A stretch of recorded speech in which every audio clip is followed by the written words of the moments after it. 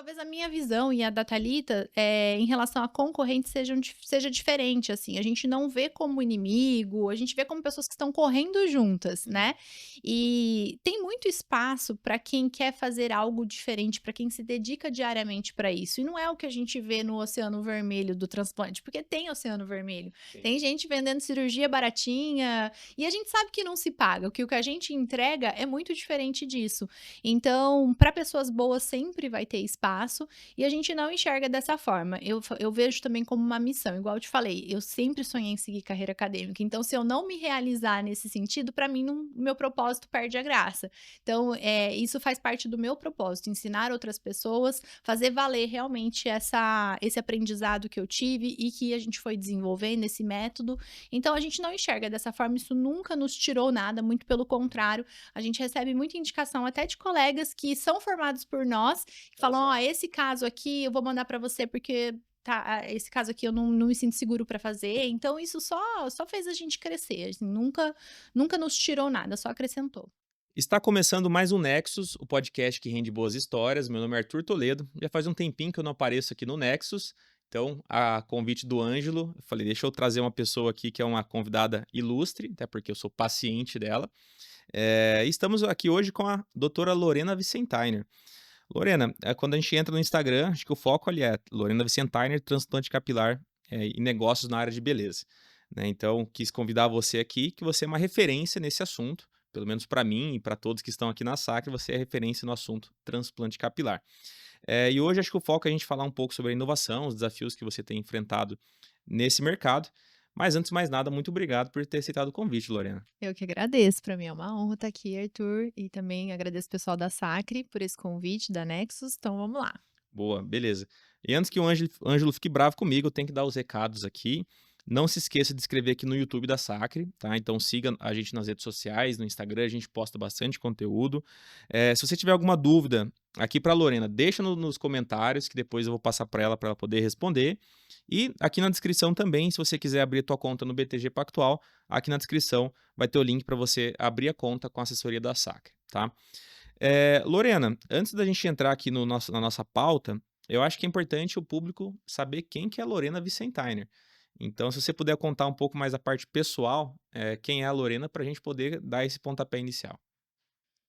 Bom, meu nome é Lorena Visentainer, eu sou filha de professores universitários, fui a primeira médica da família, até então não tinham médicos. Sou mãe do Benjamin e da Geórgia e esposa do Fabrício Beltrame. Eh, Essa área do transplante foi uma área muito que eu nunca imaginava entrar, porque eu sou médica dermatologista, me especializei na área de dermatologia, pensando que eu ia tratar a pele, fazer preenchedor, botox, enfim. E depois que eu fui migrando para essa área, e era uma área que eu rejeitava no começo, inclusive cabelos.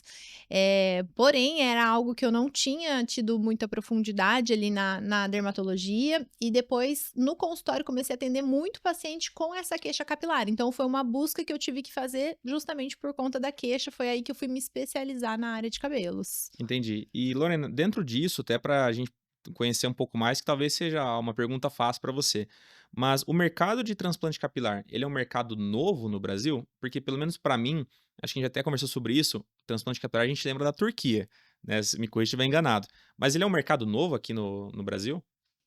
Relativamente novo.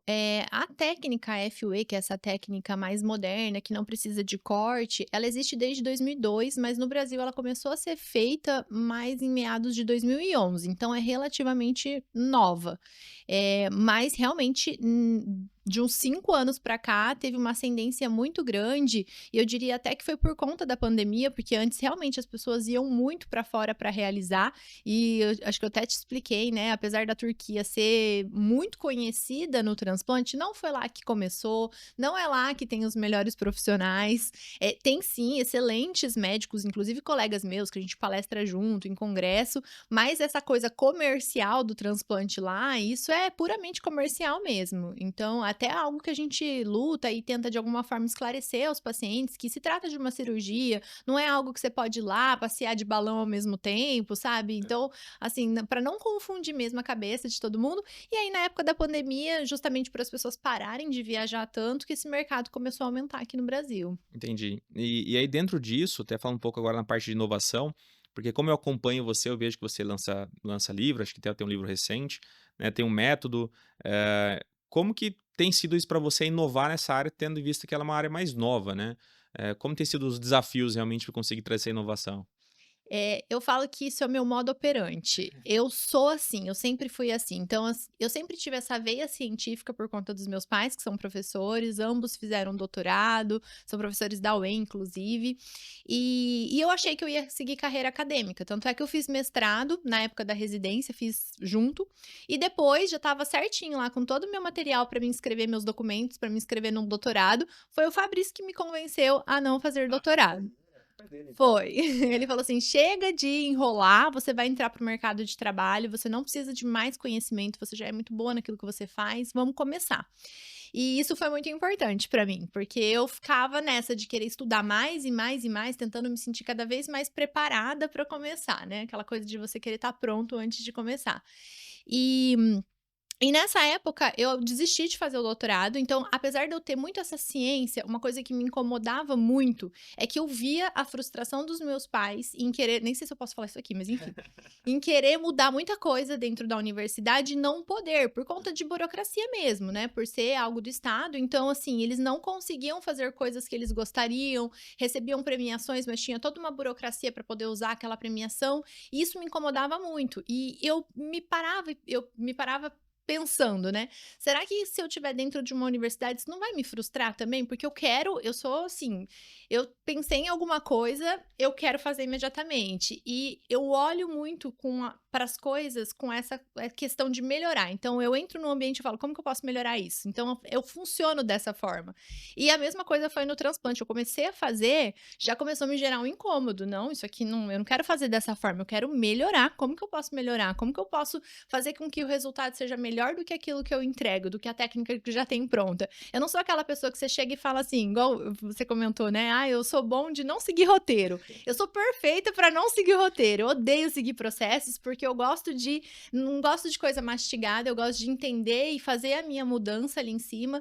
Então, isso foi muito natural para mim. Quando eu comecei a fazer o transplante, eu já comecei a inovar, já falei: "Essa técnica tem que mudar, eu não vou aceitar isso pronto, eu Aham. quero mudar, quero poder melhorar", então é muito natural.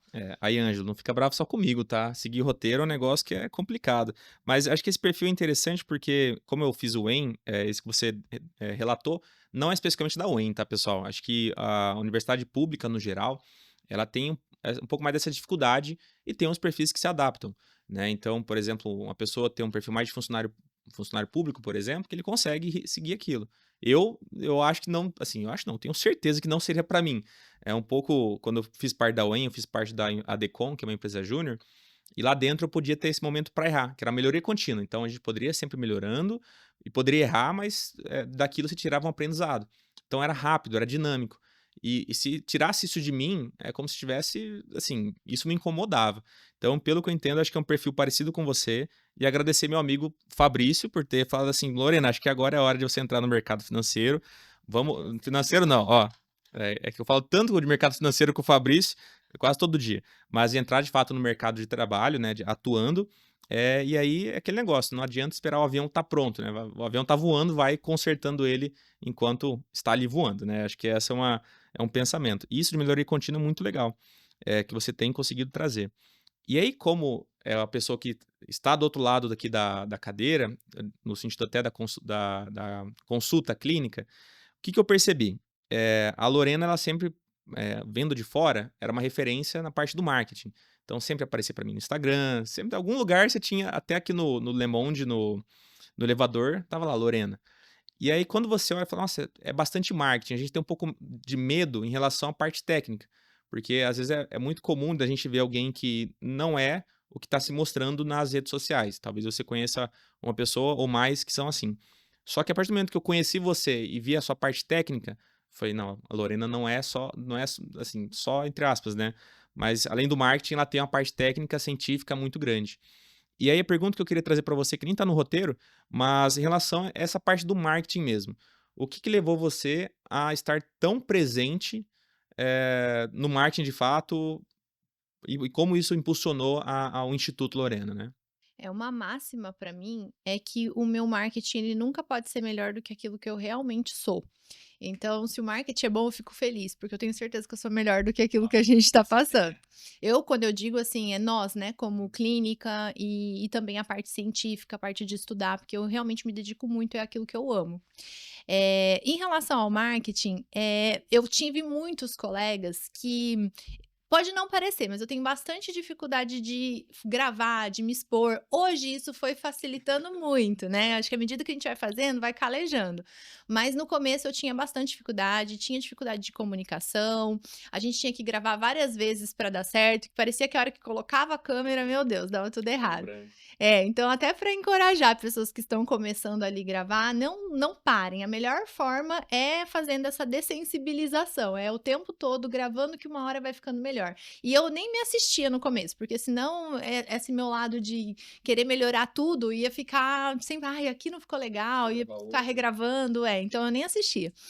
Eh, mas em relação ao marketing, algo que eu senti muito e foi uma dor minha, é que eu via colegas muito bons, então eu sempre tive os colegas mais nerds, né, e muito bons, mas que tinham dificuldade de passar isso. E ao mesmo tempo, eu via pessoas que eu sabia que não tinha a mesma formação, que podiam até se esforçar de alguma forma, mas que não entregavam aquilo, mas conseguiam mostrar que eram muito Mais do mais. que entregável. Exatamente.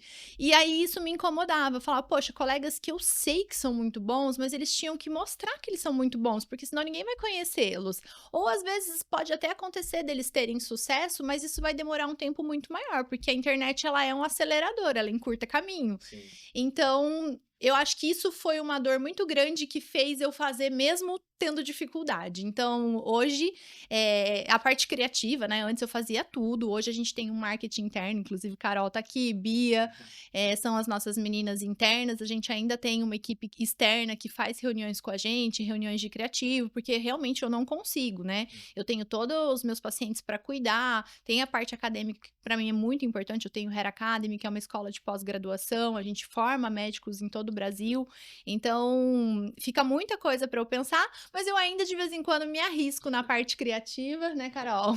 E ainda faço uns roteiros que eu acho legal trazer, uma forma mais simples de se comunicar, que vai fazer com que as pessoas entendam, então é um pouco de tudo que a gente tem que fazer. E aí então, entrando nessa questão do pouco de tudo, essa foi uma pergunta que eu acrescentei aqui, tá? Porque conhecendo você, conhecendo o Fabrício, eu vejo ali que você tem um papel de mãe, teve a Jorge nasceu faz pouco tempo, de esposa, de médica, de empresária. Você tem as mesmas 24 horas que o ser humano normal? Brincadeiras à parte, mas, eu queria entender com você, de fato, como que você, consegue conciliar tudo isso, né, enfim, acho que essa é uma pergunta que você já deve ter recebido, mas quem te acompanha vê que são várias caixinhas, como que vários pratos, né, como que você consegue Equilibrar equilibrar? todos os pratinhos. Mais uma vez, o Fabrício tinha que estar aqui, porque ele foi um grande responsável por me abrir os olhos nesse sentido de: "Olha, você precisa delegar mais". Então, tanto na questão cirúrgica, né, que antes eu queria fazer desde arrumar a sala até o último curativo do paciente, então eu queria fazer tudo. E isso foi muito bom, porque eu sei fazer tudo, eu acho que isso é muito importante, né, saber fazer, mas não necessariamente no dia a dia fazer. Então, equipe é uma coisa fundamental, aprender a delegar sem largar, né, existe uma grande diferença em você delegar e de você largar as coisas na mão das outras pessoas, né. Então eu acho que eu aprendi muito a delegar, a formar equipe, hoje eu só contrato pessoas que não têm experiência com transplante, porque eu quero que ali dentro seja uma formação, eu quero que elas aprendam aquilo, o método que eu desenvolvi. Então formação de equipe, não só na parte cirúrgica, mas também na parte burocrática. Então, eu aprendi a ter pessoas que me ajudam. De vez em quando eu me pego fazendo algumas coisas que eu falo: "Por que que eu tô fazendo isso? Não era pra eu estar fazendo isso". Mas a gente vai sempre se adaptando e o Fabrício me cobra muito: "Ó, isso aqui não é pra você fazer, isso aqui não é pra você fazer, tira de você, põe na mão de quem sabe". Às vezes eu faço compras da clínica que não era pra eu estar nem mexendo, mas Desenvolvendo, né? mas justamente porque eu tenho um pouco de dificuldade com o processo, então às vezes eu quero as coisas pra ontem, e eu aprendi muito a respeitar processo, porque a partir do momento que a nossa clínica, eu falo que o paciente é meu paciente, paciente do médico, mas ele é um cliente da clínica, porque a clínica é uma empresa. Então, a empresa, ela precisa de processos, e o Fabrício é maravilhoso em processos. Então, foi ele que instituiu isso, ele deu seriedade para o nosso negócio, desde que ele entrou, o faturamento multiplicou, né, muito, porque eu não ia dar conta de tudo. Então, apesar de eu ainda estar bastante no operacional, eu saí muito do operacional. Então, ele conseguiu dar essa seriedade para uma empresa mesmo, e foi me mostrando ali como delegar mais. Então, eu tenho o mesmo tempo de todo mundo. E outra coisa, as prioridades, né? Antes de ter filhos, confesso que a minha prioridade já foi muitas vezes o trabalho. Uhum. Hoje, em primeiro lugar, é Deus, né? A gente se encontra É isso na. aí. Todo domingo agora. Em segundo lugar, minha família. Em terceiro lugar, aí entra trabalho e tudo mais. Então, assim, a minha prioridade é a minha família. Então, preciso desse tempo com eles. Então, de final de semana, principalmente, a gente fica muito juntos. Eu me organizo para conseguir sair um pouco mais cedo e dá Legal. tudo certo. Enquanto a gente vai conversando, eu vou anotando várias coisas aqui, mas só falando sobre isso que você comentou de prioridade, né? O Hélio, que é o CEO da Sacra, uma vez ele me ensinou um negócio que eu nunca vou esquecer, né?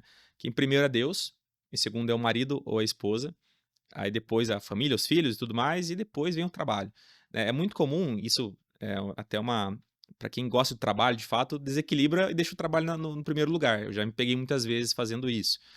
Mas se você altera essa prioridade, alguma hora vai dar algum tipo de problema, seja na tua saúde, enfim, alguma coisa vai afetar isso.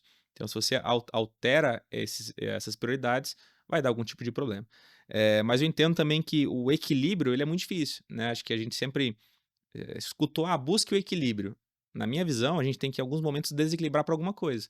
Né? Se eu tiver no momento que eu vou desequilibrar para o trabalho, beleza, mas eu sei que talvez eu vou deixar o exercício físico de lado.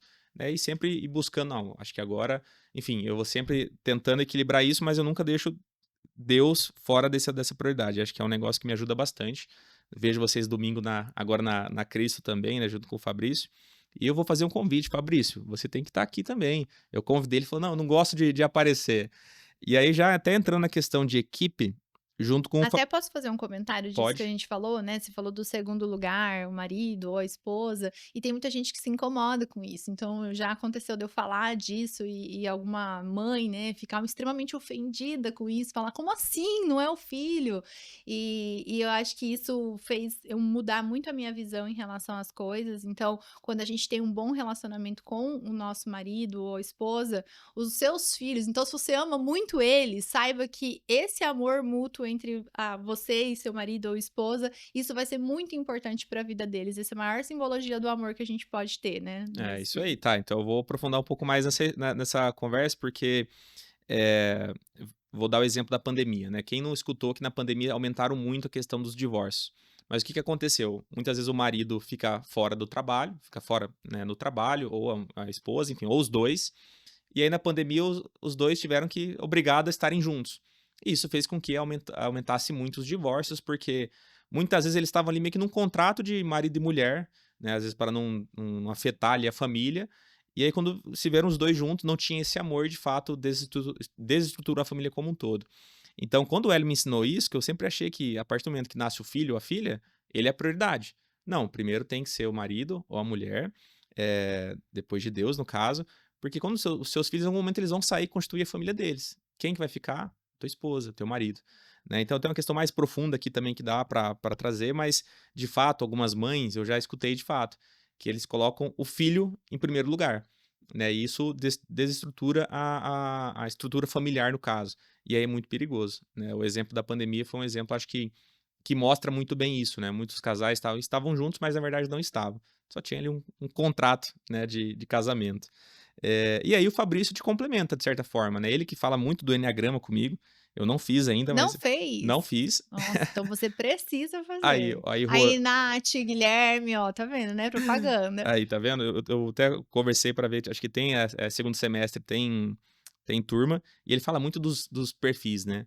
Como que é dentro disso da equipe, no instituto, da Lorena Vicentainer, essa questão de perfis, de equipe, como que foi montar essa equipe, em quantas pessoas vocês são?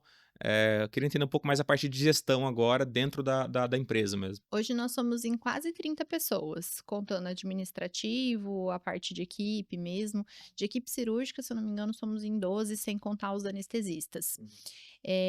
E essa parte de entender os perfis, que o enneagrama trouxe muito isso, muitos dos nossos funcionários, a gente, quando percebe que tem ali alguma questão que o autoconhecimento vai melhorar e a gente quer dar oportunidade para aquela pessoa, a gente oferece o curso, pelo Legal. menos uma parte ali para que eles façam. Então, muitos já fizeram, e isso foi fundamental. Primeiro, para nós como casal, Uhum. porque eu não entendia muito bem como o Fabrício funcionava e ele não entendia, então por que que eu pulava processo e por que que ele demorava para decidir. Demorava não, né? Na minha É. cabeça demorava, mas Ele dava um tempo ali, mas você analisava. estava Analisava os processos, então foi muito importante para nós como casal e muito importante para entender o perfil, porque muitas vezes não era que aquela pessoa que estava ali com a gente, ela não era boa, ela só estava no cargo errado. Uhum. E já aconteceu muito isso. No início, né, que você vai pegando as pessoas que estão ali para formar a equipe, de elas estarem no cargo errado. Mas hoje não. Hoje o Fabrício desenvolveu um modelo ali dentro de quase que um RH de recrutamento e seleção. Então, como essa escolha é muito bem feita, hoje os perfis que a gente tem são muito de acordo com os nossos cargos. Então, a gente tem uma pessoa no comercial, uma pessoa do financeiro responsável por compras, a gente tem a gerente, a gente tem alguém só no SDR, no atendimento, Hum. instituímos a IA, que é a inteligência artificial, que melhorou muito esse trabalho, então ele fica ali mais monitorando essa parte de atendimentos, além das recepcionistas, aí o Fabrício, que é nosso CEO, e a parte médica, né? A gente tem um corpo clínico de médicos e toda a equipe cirúrgica. A gente tá falando muito do Fabrício hoje, de novo, Fabrício, aceita o convite, vem falar com a gente, porque de IA eu falei bastante com ele recentemente, estava trocando algumas práticas, né, para se tornar mais, a empresa se tornar mais eficiente. Acho que a IA veio para dar mais eficiência para as empresas, né? A gente utiliza aqui em alguns processos, eu sei que lá vocês utilizam também. O Fabrício a gente tem conversado bastante sobre esse assunto. E acho que é legal essa questão de equipe, até para você poder reconhecer. Eu estive recentemente no treinamento no BTG, que falam muito sobre o perfil comportamental do time. Porque tem um liderado teu que muitas vezes, se você colocar lá, funcionário do mês, para ele vai ser a coisa mais massa do mundo. Ele vai adorar ver. Só que o outro, que às vezes desempenha a mesma função, se olhar, ele vai ter às vezes raiva ou até vergonha, porque ele não quer essa exposição toda. E aí acho que quando você conhece o perfil de cada liderado, você sabe como motivar ele e, por exemplo, na minha equipe, eu tenho uma pessoa que ele tem muita iniciativa. É o cara que, pô, tem um projeto novo, ele tá lá puxando. E tem outro que é muito executor. Cheguei neles e falei assim: olha, um vai trazer a iniciativa de começar isso aqui. O outro vai ser a pessoa que vai ajudar a executar e dar essa consistência. Né? Acho que quando você tem esse conhecimento do time mesmo, você consegue fazer com que eles andem de uma forma mais harmônica. Né? Imagino que lá no Instituto vocês tenham esse conhecimento, realmente colocar nas vagas corretas, né? O transplante me trouxe muito isso, porque não é só sobre cabelos, é muito mais sobre pessoas. Então, entender o perfil de cada pessoa é fundamental. Inclusive, a Natália Rigon, do Enneagrama, que é a treinadora, ela sempre fala assim, que a gente sempre acha que a pessoa ela quer ser tratada como a gente gostaria de ser tratado, mas não. Então, o Enneagrama vem para quebrar essa máxima. Não, cada pessoa gosta de ser tratada de uma forma diferente. Você entender o modo operante de cada um é muito importante para que você consiga motivar de alguma forma, né? E colocar as pessoas no lugar certo delas, para que elas possam exercer o melhor ali, performar melhor. Legal. E falando do lugar certo, uma pergunta que eu separei aqui sobre o hospital, né? Então, tá sendo um desafio. Eu queria que você me contasse o desafio que está sendo e também o que vai ser o hospital de vocês. Tá. O hospital começou muito com aquela ideia que eu te falei do incômodo, né, sempre ter um incômodo e cada vez mais, existe uma exigência no nosso tipo de cirurgia, que é uma cirurgia que apesar de ser minimamente invasivo, então até para os homens medrosos, gente, não dói, é muito tranquilo. Todos os meus pacientes que têm medo, no final eles falam: "Nossa, se eu soubesse que era assim, tinha feito antes". Mas algo que a gente não abre mão, então vem antes de resultado. O resultado para mim é muito importante, mas antes disso é segurança em primeiro lugar. Então, os órgãos fiscalizatórios estão cada vez mais em cima, justamente por um aumento aí na questão de pessoas fazendo, né? Médicos, às vezes não especialistas. Então, a gente vai fundar o hospital com essa ideia de poder proporcionar ainda mais conforto e segurança para os nossos pacientes, mas vai ser um desafio muito grande, porque além de aumentar todos os nossos custos, a gente vai aumentar o número de funcionários e é uma gestão totalmente diferente de uma clínica, né, então a gente vai sair de 300 metros quadrados para quase 2.000 metros Nossa quadrados. senhora. Então, vai mudar muita coisa por aí, a gente tá ansioso e, se Deus quiser, acho que esse ano ainda a gente inaugura. E a dúvida é, o cabelo do Fabrício tá caindo com esse hospital ou não? Não, porque ele tem um excelente tricologista que cuida do cabelo dele, mas assim, realmente tá sendo algo bem desgastante pra ele. Ele fica com a maior parte da demanda, ele filtra muita coisa, ele fala: "Tem coisa que eu nem levo pra você, porque você tem que estar ali bem pra, né, atender seus pacientes". Mas assim, é muita coisa pra decidir, né. É, não, ele tá lidando com obra, eu converso constante com ele. Inclusive, ele estava aqui com a gente, foi lá na obra, foi lá no terreno agora. Que, inclusive, Fabrício, me convida para lá conhecer. E aí eu sei como está sendo esse desafio realmente da parte da construção de fato. Acho que vocês estão dando um passo muito importante para a história de vocês.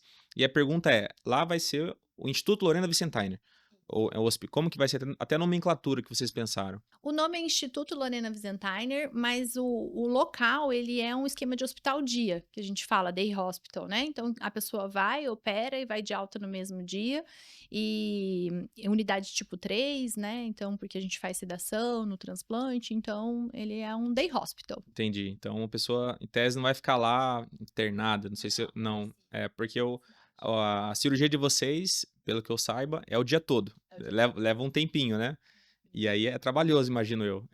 Em média de 8 a 9 horas de procedimento. Por curiosidade, como que funciona? É fio por fio? Como que é essa parte mais operacional mesmo?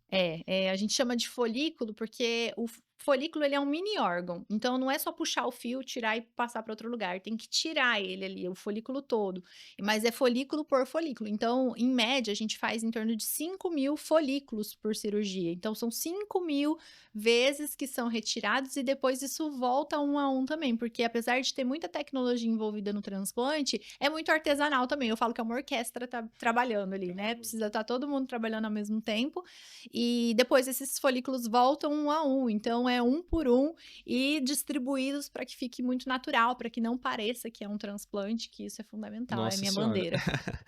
E aí até eu já conheço alguns que você já atendeu, mas quais são os nomes assim mais conhecidos que são clientes da Lorena? Pode falar ou não? Eita, vamos ver. Bom, quem eu posso falar? O Salsicha, por exemplo, eu posso falar Eu recebo tranquilamente. muita figurinha do Fabrício do Salsicha. Isso, porque o Salsicha e ele divulga muito, né, ele fala muito, ele gosta, então ele me incentivou muito e divulgou muito, chegou muita gente por conta dele. Legal. Ele é um caso até legal de falar, porque foi basicamente fios corporais o transplante dele, ele praticamente não tinha área Ele não doadora. tinha, assim, ele era quase careca, totalmente, né? Ele era o grau máximo lá da calvície, foram 2 sessões. E a gente tirou muito pelo corporal, do peito principalmente, a gente até postou um vídeo recente lá no meu Instagram pra quem quiser ver, ele agora tá cabeludo. É. O Shogun é meu paciente, o Ricardinho, campeão do vôlei, é meu paciente, Legal. então esses são os principais, mais conhecidos. Sempre aparece aí no Instagram o marketing, mas o Salsicha, de fato, quem aqui de Maringá possivelmente conhece, o Ricardinho Shogun, acho que aí já é nível até mundial, né? Ricardinho, acho que é o maior levantador da história do Brasil. Sempre quando ele posta os vídeos no Instagram, eu sempre comento, porque saudade de ver ele jogar. Já faz um tempinho que ele não joga. E Lorena, acho que para finalizar essa parte do Instituto, é, você comentou que são de 30 a 40 pessoas. Não, 30 no 30 total. no total, tá. E você comentou da Hair Academy. Isso. E aí você hoje, então, você tem os os teus alunos, como que você usa essa nomenclatura? Pessoas que estudam o teu método. Isso. A Hair Academy é uma empresa à parte, não tem nada a ver com a nossa clínica, inclusive eu tenho a minha amiga e sócia, Thalita Carlesso, de Minas Gerais, de Uberlândia, e nós somos professoras do Hair Academy, somos empresárias também, né, sócias, e aí o nosso público é o público médico, nós somos formadoras desses médicos, então nós temos um programa de pós-graduação e outros cursos também dentro do Hair Academy. Tá. E aí, dentro disso, eu vou fazer uma pergunta que eu já escutei, que é o seguinte: você está, de certa forma, criando novos concorrentes, de certa forma, né? Que são pessoas que vão atuar nessa área como concorrentes. Como que você visualiza isso? Você tem esse receio realmente de que eles vão ser concorrentes? Ah, não, acho que o mercado é tão grande que acho que não vai ser esse impacto direto. Como que, se você já pensou nisso também, né? Mas de certa forma você tá criando alguém que vai conhecer o método da Lorena, né? Eu acho até, assim, talvez a minha visão e a da Thalita, em relação a concorrentes seja diferente, assim, a gente não vê como inimigo, a gente vê como pessoas que estão correndo juntas, né, e tem muito espaço para quem quer fazer algo diferente, para quem se dedica diariamente para isso, e não é o que a gente vê no oceano vermelho do transplante, porque tem oceano vermelho, tem gente vendendo cirurgia baratinha, e a gente sabe que não se paga, que o que a gente entrega é muito diferente disso.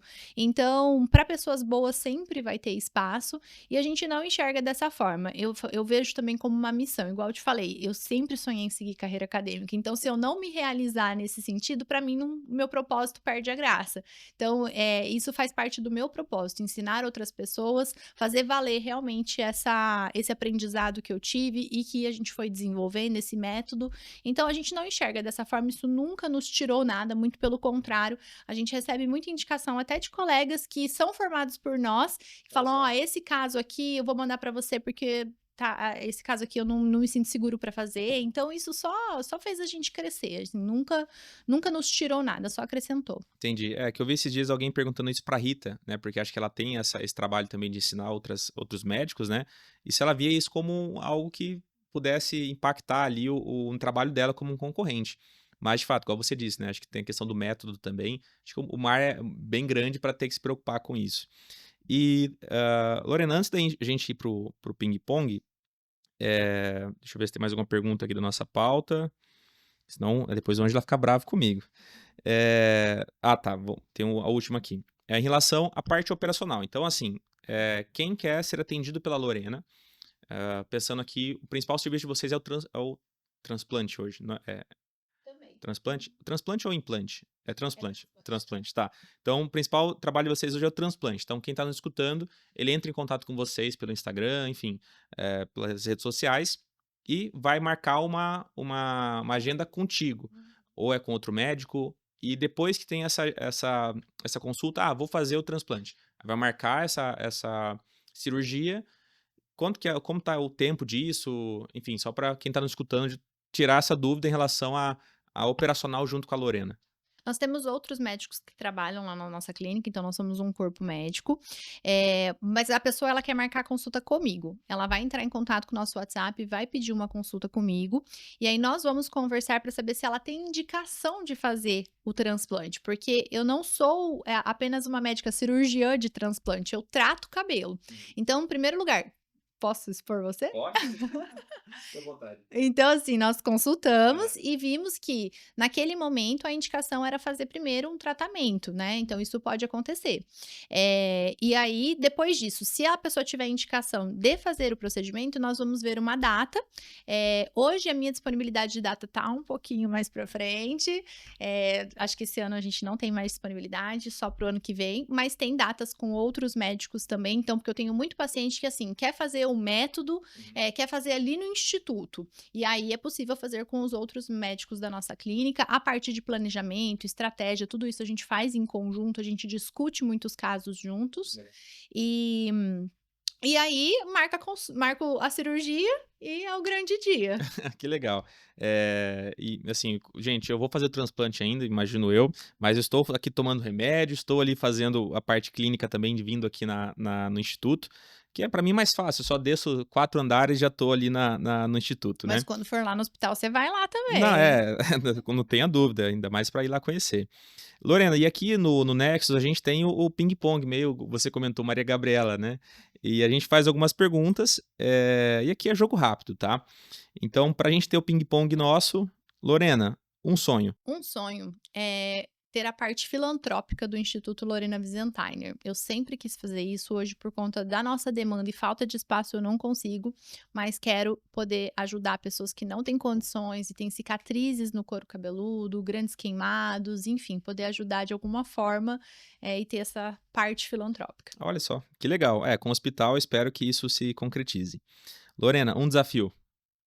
Um desafio acho que a gente falou, gestão de tempo, então conseguir equilibrar todos os pratinhos ou desequilibrar, mas desequilibrar com intenção, né, intencionalmente. Então é isso, é conseguir gerir minha parte familiar, espiritual e do trabalho. Legal. Lorena, um fracasso. Um fracasso, não conseguir multiplicar meu tempo, talvez.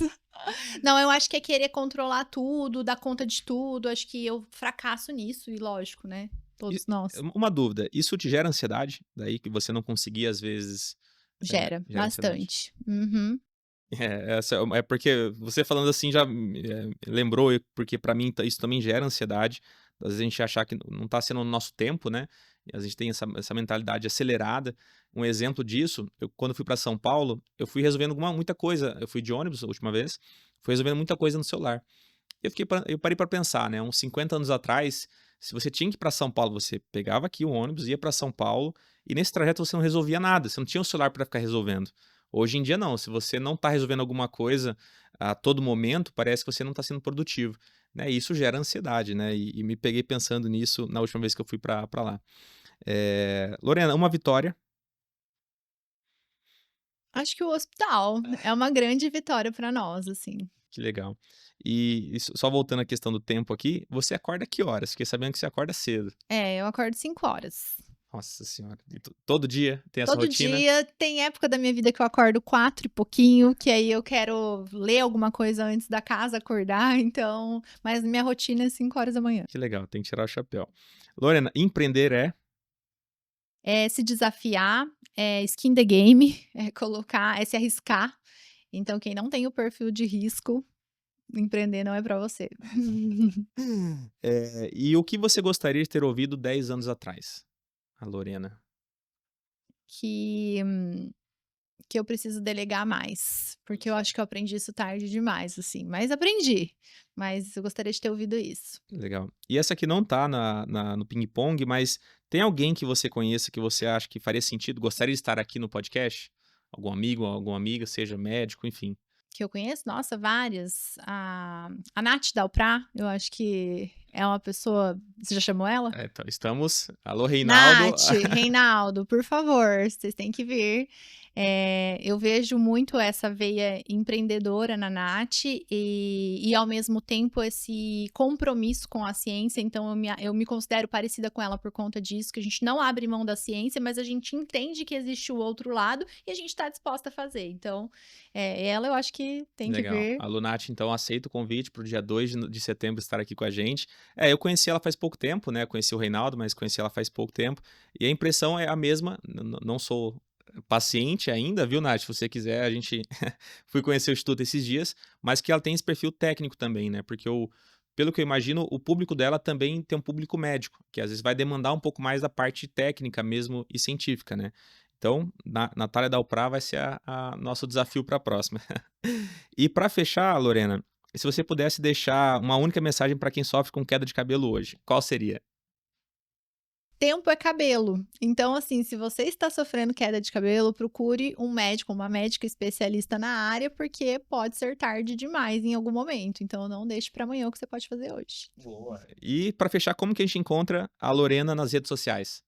Meu perfil, Lorena Wiesentheimer, ou o perfil do Instituto, que é Instituto Lorena Wiesentheimer. Legal. Lorena, então, antes da gente encerrar de fato aqui, gostaria de agradecer o teu tempo e atenção. Conheci o Fabrício e tem uma pessoa que eu admiro bastante, e nós recentemente também pude conhecer você. De fato, é uma admiração muito grande como, primeiro, como a parte profissional, mas agora a parte pessoal também, né, de poder ver vocês ali na igreja, para mim é algo muito, fico muito feliz quando eu posso ver vocês ali no domingo na Cristo, inclusive fazendo um merchandising aqui da Cristo Ressuscitado. Então, assim, eu tenho uma grande admiração por você como pessoa e profissional. Muito obrigado por ter aceitado o convite e saiba que de mim e da Sacro você pode sempre contar, tá? Então, se quiser deixar uma mensagem final, a gente encerra o podcast. Não, quero só te agradecer também, Arthur. Gostei muito desde que a gente se conheceu. Você é uma pessoa maravilhosa, né? Para mim é uma honra também estar aqui. Muito obrigada pelo convite. Obrigado, Lorena. E se vocês veio até o final aqui, de novo, os recados. Não se esqueça de se inscrever aqui no YouTube, no nosso canal. Se tiver alguma dúvida para a Lorena, pode colocar aqui nos comentários, que tenho certeza que ela vai responder, né, Lorena? E se você quiser abrir sua conta no BTG Pactual, também na descrição vai ter o link para você abrir. Muito obrigado, até a próxima.